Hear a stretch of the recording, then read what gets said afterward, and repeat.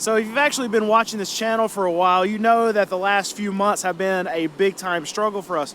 We've actually had a hard time selling a lot of cars. In the last 6 months, I actually made $0. Now we haven't lost any money, but we broke even over those last 6 months.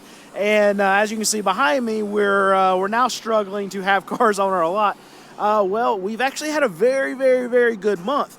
And I don't know if it's just the issuing in of fall or people trying to buy cars before winter, but usually seasonality-wise in the car market, I can go back years and years of this data, and we usually get a little bit of a pop here. And what I'm hoping is that it's showing that maybe we're getting a little bit back to normal seasonality in the car market. The problem is there's still just no cars for us to buy, and that's the big struggle right now. I will say one thing that we have tightened up on is actually buying things that are ready, things that we're trying not to do gamble fixes on. And what that has allowed us to do is actually, okay, this is my war board, this is our operation board, basically saying, okay, everything that's over here needs to be fixed to where it's at in our system or whatever. And then we have cars right here that are ready to be done, they're inspected, they're ready to be cleaned. And you see how many cars that we have sitting right here versus all of the other cars that we have kind of spread out. The good thing about that is my stress level goes down a little bit. This is less money that we're having to outlay. And usually if we have big fixes, things that are sitting over here, there's more of a chance that we're going to lose money on those cars. The problem is when we take less gambles, we're able to buy fewer cars. But it also means that we're not going to lose as much money because these cars, they're ready to get out.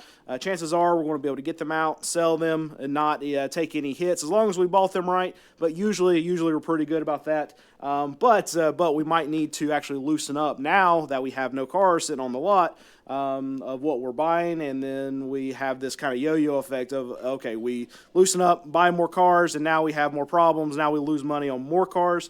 But overall, does it make sense to do that, lose money on 1 or 2 more cars, and we end up being able to sell 5 or 6 more? Usually works out that we make more money just when we have more cars, even if we are working on more. But I would love the Goldilocks zone of being able to buy enough cars that we also can be tight on what we're buying, and that's kind of the perfect place where I want to be. But that place right now doesn't exist. And here's one that we bought that's not my favorite. I actually don't like Jeeps. I think I've been very vocal about that. I like Wranglers, but that's about it. But we still buy a lot of Liberties, we buy a lot of Patriots, we buy a lot of Cherokees to actually sell on our lot. Compass is another one, and it's because our customers actually like them, and we can buy them cheap, and we can sell them cheap. If we had to sell them for the same price we have to sell Toyotas and Hondas, I would never buy Jeeps, but I know that we can buy them cheap enough to sell them cheap, and this is a good example. 2006 Liberty, only paid $1,200 for it. All in, we're in at about $1,500. It's probably gonna be a $2,500 car on our lot when everything's said and done, and we actually get it sold to the next customer. What we've also been doing is being more aggressive with our pricing. So if you add in all of these things where we're able to have quite a bit of inventory, because a lot of other car dealers were slow or slower than usual, we were able to buy a bunch the last month and a half or so. We loaded up on inventory. We were more aggressive with our pricing. And that seasonality, those 3 things kind of all hit us at once, and we were able to sell through a lot of our inventory. So this month is going to be great for us. And usually, I know I see in the comments a lot of you always say, "You're always so negative. You're always so negative. You're always so negative." Well, usually it's because there's a reason to be negative. But in this video right here, what I'm telling you, what's going on right now, we actually had a really good month. Now I hope it keeps going, but my worry is inventory. So it's not that I'm always trying to be negative. It's not that I always am negative. It's that, okay, I'm telling you exactly what's happening here on my car lot. We had a good month. Yay, yay. But, I mean, now I got to figure out inventory. So I'm worried about that. This is the kind of things that I'm going to keep you updated with if you're watching this on my channel for updates at my car lot. By the way, subscribe if you haven't. But I'm going to keep you updated. Whatever's happening, that's exactly what I'm going to tell you what's going on. If I could only have Hondas and Toyotas on my lot, that's all I would have. But it's not what I want. It's what my customer wants and what my customer will buy.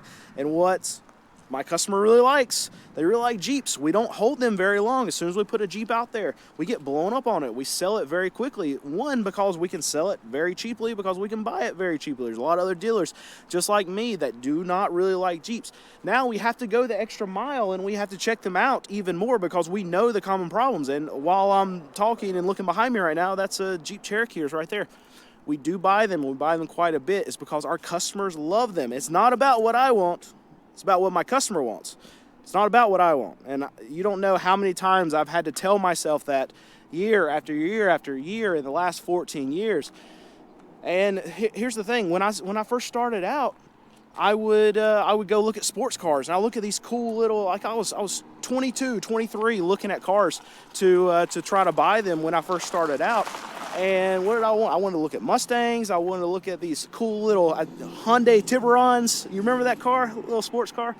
I don't know if you even call it a sports car, but I owned one of those years before I actually started buying and selling cars, and I love those little things. They were hot garbage, and here's the thing. I found out very quickly. If you buy those sports cars, that's all well and good, but they don't sell very well because you have to sell them more expensive than you're going to have to sell a small SUV like a Ford Escape or a sedan like a Toyota Corolla, a Toyota Camry.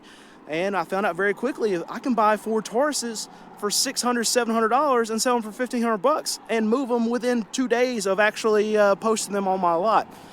People, it's been true 14 years ago, and it's still maybe even more so true today. People are always looking for good, economic, four-door family sedans. That's what people buy, that's what I sell, that's what I can sell for $5,000 and under, and that's where we do most of our volume. So it's not about what I want, it's not about the cool cars, the BMWs, Mercedes. I used to buy a lot of those too. They don't sell as quick as a 2006 Ford Taurus for $1,800, $2,000. I'd rather have a lot full of those than even a Toyota Camry. If I could have 100 $2,000 Ford Tauruses, I'd sell out within 2 or 3 weeks and then be able to just replace them again. But it's not about what I want. It's about what's, one, available at the sales, and two, what my customer will actually buy and buy quickly. And it's not the things have I said that enough? It's not about what I want. And my wife reminds me about this. Brandon, it's not about what you want. If there are cars that fit our criteria to actually buy at these auctions, well, we're actually able to buy them, and we've been able to buy them for better prices. And here's the thing. There's a lot of car dealers that are being pinched right now, not only on inventory, but on being able to actually sell their vehicles because they're just asking too much. So there's taking a lot of my competition out of the market to buy the kind of cars that I want to buy. And if there were tons of these kind of cars that I'll buy on a regular basis sitting at auctions, well, we would be absolutely loaded up and full. But right now, you see my whole lot completely empty. It's a big, big worry for me, and here's the thing. I can give you an example of what's happened recently. We have an auction that I go to weekly now that runs about 2,500 cars a week.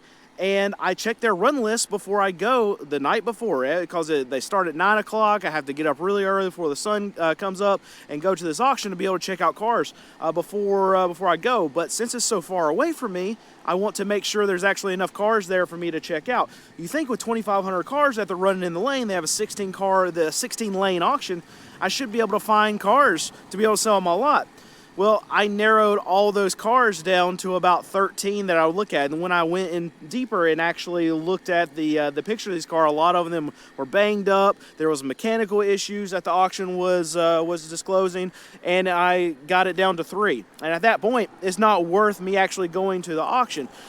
So here's the point of all this. The cars that are getting traded in right now, they're the people that can't afford to buy newer, nicer cars. So what are they trading in? Well, they're trading in 2- and 3-year-old cars. Obviously, those cars are not going to be able to make their way to my car lot because I would have to sell them for way more than $5,000. The people that have cheaper cars, that's what I buy, they are so strapped and they're not willing to get rid of their current running cars to trade up to their next new car. They're not trading up. So the only times that people are trading in those kind of cars is because they have to. Why would they have to trade in that car?